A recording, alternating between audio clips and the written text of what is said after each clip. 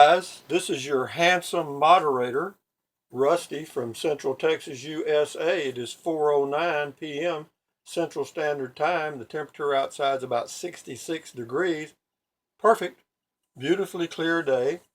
Very little wind. I went to Round Rock, Texas today and had the oil changed in my car, and I did a video about Toyota cars while I was there because I didn't have a damn thing to do. And sitting in the waiting room was like sitting in a damn funeral home or a hospital. Nobody talks.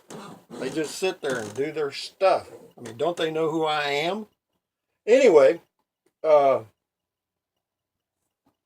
it is December the 13th, 2016. This morning I said 17, but you know, when you get old, you do shit like that. You see this right here?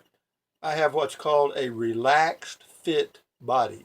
In other words, if I expand, I've got room, okay? And I had a reverse facelift. They're very inexpensive. All you have to do is live long enough and it happens. So notice I've got my sleeves rolled up like every politician in the world, showing that I'm hard at work. It's actually beer 30 and I'm hard at work on a can of beer is what I'm working on. But anyway, I had a comment from a viewer. And anyway, of course, the man obviously has very good taste. It says Rusty, or excuse me, scratch Rusty, cut from the beginning. You are a wise man. You believe that shit? I don't. Would you do a video on the trappings of materialism in the carpocracy that we live in? Seems like you have figured out a nice alternative to the hamster wheel, you know, the running in the economic circle. We do that. I did it. How did you figure this out, and when did you make the move? How did you get over uncertainties, and did you run into unforeseen problems while doing so? Well, let me say this. It is damn hard to avoid the hamster wheel. Okay? And I'm going to tell you why. You are bombarded with advertising everywhere you go, every moment. If you're on the internet, TV, if you go to the movies, all the movies now are nothing but marketing strategies to get you to wear certain clothes, a certain image. You know, people will cut their hair and do all kind of things because they saw it in a movie. And they will go buy products that they saw in the movie. They want to mimic that image. We do that naturally, instinctively, and I don't know that we can ever change that. You know, how did they get women to smoke in the early 1900s? Very damn easy. They had women walking down the streets of New York smoking cigarettes, and they also had the actresses in the later little movies and shows and stuff smoking cigarettes. Everybody smoked. The tobacco companies made billions. Did they care if everybody died of cancer? No, not a damn bit. But anyway, seems like you have figured out a nice alternative. I have, and I figured it out about 20 years ago. Okay, well, I take that back. Yeah, about 20 years ago. Yeah, right in there. When I was about 50, that's when I really understood clearly uh, what I what I wanted to do and where I was headed. What happened to make that change? Well, number one, I had been married and divorced a few times, okay, and I got tired of buying houses for women, okay. They're nice people and I love them to death, and you know, it wasn't anybody's fault. I mean, you know, we just didn't agree to disagree. We just got the hell apart. And whenever a man separates from a woman, and of course in the state of Texas, if you have children, you are screwed. Okay? So I did that. And I remember during or toward the end of my last divorce in 1987, oh, thank God, uh, I realized that it was all bullshit. Here I was. We had a 5-bedroom, 3-bath home. We'd had a home with a swimming pool, 10 acres of land, all that kind of shit. Had a horse, 2 donkeys, driving a Suburban and a Cadillac, had a boat, all the bullshit, man. I had everything and still wanting more, I thought. Well, back then I was friends with an old guy named Jack Daniels, straight bourbon whiskey. I was damn close to him. In fact, he would have killed me if I'd stayed with him. But I used to sit on the patio. I was sitting on the patio, and this was at the end of the divorce proceedings, and I had a big cup of Jack Daniels and water. I mean, a big cup. And I was sitting there getting into my cup, and it occurred to me, man, this is total shit. Is there another way to go? I wasn't clear. I mean, it wasn't like I had a epiphany or whatever they call it, a vision. No, I didn't. But I just thought, man, this is me. I got to correct the angle of the ship, so to speak. And anyway, I rented a home in town for a while, and I went to Round Rock, Texas, and bounced around doing nothing, and paid child support out the nose. And anyway, it got really bad. I mean, I really went way down, busting. Of course, a lot of it had to do with my good friend Jack Daniels. He didn't help a hell of a lot. But in 1994, 7 years later, turn the clock fast forward, I got an opportunity to go in. I applied for and was accepted and ended up in the U.S. Peace Corps in Mongolia, Ulaanbaatar, Mongolia, the capital, and was there for quite a while, and got to see people doing pretty well with nothing. I mean, really nothing. In fact, I lived in a foreigner's building in an apartment that was supposed to be pretty nice, but really it wasn't much. The bed was a rock, and I don't know, man. It was kind of like it was all coming together. I don't know. It was like a ball, either rolling uphill or downhill, depending on your point of view. So I came back to the States. I came through Oahu, Honolulu, went through Queens Medical Center. They check you out for all kind of shit. And again, that was like 1995. Came home, and I had an old Chevrolet pickup, a 1979 Chevrolet pickup that my friend had kept for me. Well, he bought it from me when I went in the Peace Corps. Anyway, when I came back from the Peace Corps, I bought that old truck back. And at the same time, I had the financial wherewithal to buy a used RV, my first RV, 1995. It was an old RV. It was basically junk, but it was cheap, and I could pull it with my pickup. And so away I went, and I went everywhere. I mean, I went all over. It was like a child that had just found out the door opens, and I went outside, and there was a whole universe. And it wasn't the wheel. There was no wheel there, none. And I proceeded to go out to Big Bend National Park, or near that area. There's a place called Terlingua Ranch, and I lived there. I bought some land, lived there for a couple of years, out in the middle of the desert, the Chisos uh, Desert, I think it's called, or something like that. Anyway, it's crap.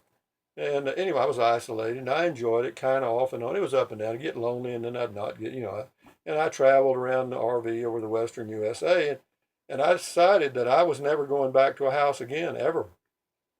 No, I wasn't going to buy a house. I wasn't going to rent an apartment. That shit was over for me.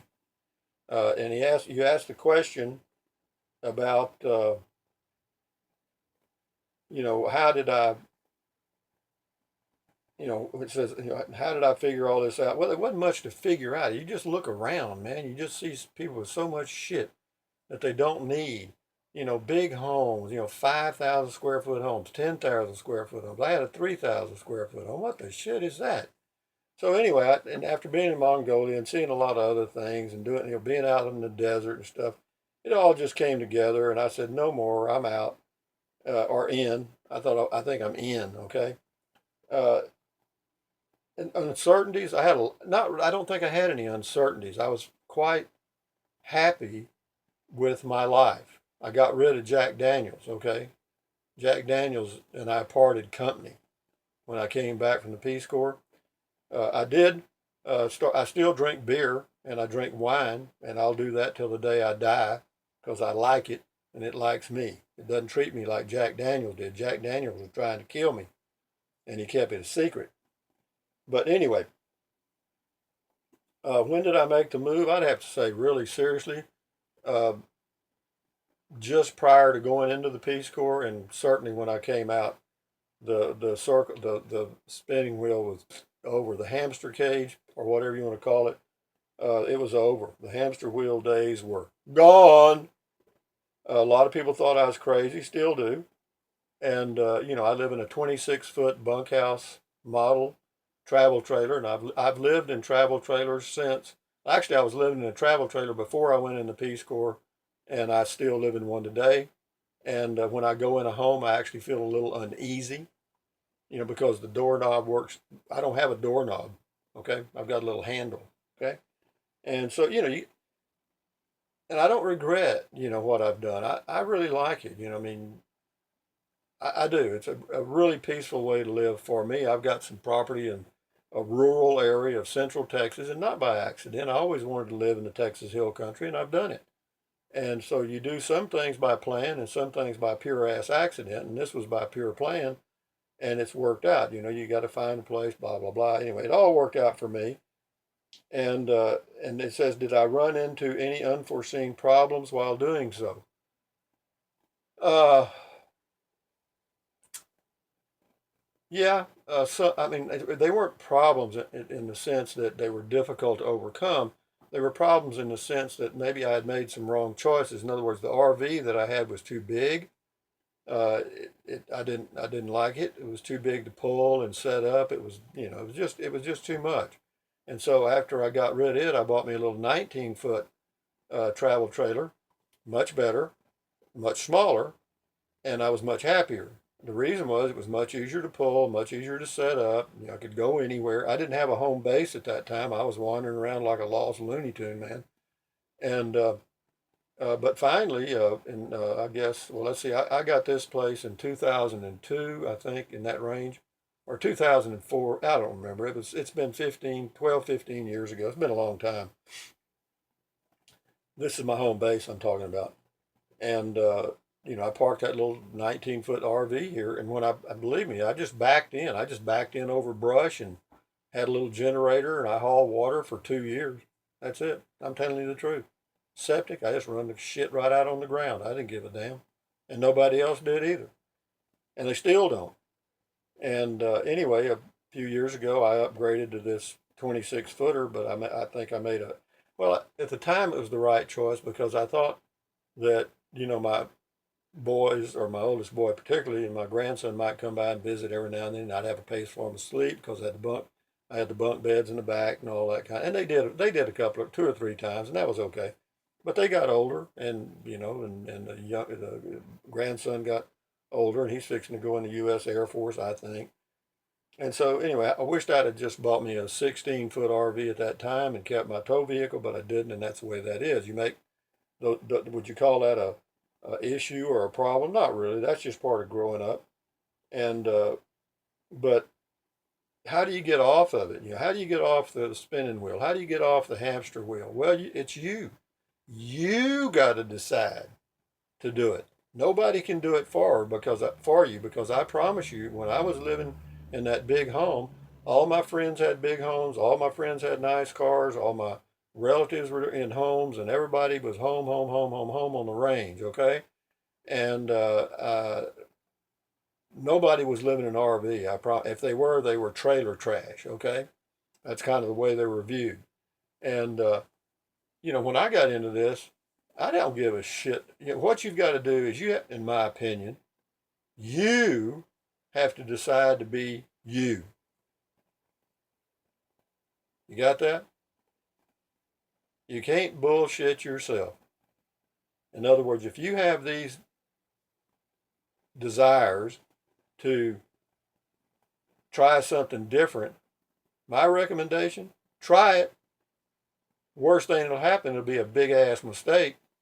Well, I got to tell you this, and said it in other videos. I had an uncle one time in his 80s, and he was drinking some beer with an old lady he'd picked up somewhere at a bar, and they were at a little bridge near Kennedy, Texas, where I grew up, and they were parking. They were just drinking beer, and hell, I don't think they were doing anything else. They might have. His name was Uncle Tom, and old Uncle Tom came up on the bridge there, and I was drinking a beer too. There were some other guys around, and he was off further on down the bridge, or off. Actually, he was off in the brush. He thought he was hidden, but he wasn't. But anyway, he walked up on the bridge, and he said, "Rusty, what's going on?" I said, "Not a whole lot, Uncle Tom." And he said, "Well, I'm glad to see you drinking beer." He was glad to see me having a beer. He liked that shit. And anyway, we talked for a little while, and he was drinking beer. I was drinking a beer, and I asked him, I said, "Uncle Tom, you're 80 years old, whatever, and if you had your life to kind of do over, what would you do different?" Or something along those lines. I don't think it was near that intelligent, but something along that line, if you understand. And he didn't basically, here's what he said. He said, "Son, I'd make more mistakes."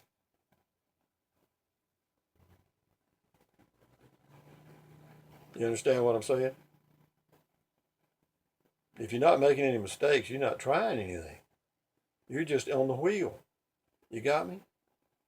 And I'm not recommending doing what I do as a way of life, but I'm recommending that you step off the wheel and look at yourself in the mirror. And if you want to get back on the wheel, get back on that damn thing and run like a son of a bitch. Okay? Or else get off the wheel, stop the goddamn running, stop acquiring crap you don't need or don't want, and just for the sake of acquiring, because believe me, these advertisements are good, damn good. And if they weren't, people wouldn't have all the crap they have. Who needs a 50-inch television? Who needs a 4K television? Needs. I didn't say wants. Needs. Nobody. But anyway, enough said about that. Yeah, we're right in the middle of Christmas, so this is really going to go great with this period. The greatest marketing period or advertising period is from Thanksgiving to Christmas. And right now, I promise you, people are being bombarded. Go to Walmart, go to some store in your area and check it out. It's madness. People are driving themselves crazy trying to pick up gifts that nobody wants anyway. So anyway, back to the hamster wheel. You can build your own hamster wheel, and then you got to run in it. And by that I mean when you start acquiring shit, you got to pay for it. The only way to pay for it, get running. Anyway, thumbs up, carpe diem, adios, bye-bye, buy USA made when you can. And if they screw you, they just do. Pope Rusty said you could be forgiven now. You can actually, if they're screwing you, you can go to Canada or somewhere around and buy stuff. But anyway, drink water, take deep breaths, exercise, keep your health. That's a big thing. Don't worry about the rest of the crap. If you got good health, you're fine. And anyway, I hope this video gets uploaded sometime this century, but we'll see. Anyway, enjoy your life. Either get a new hamster wheel or get the hell off, okay? Bye.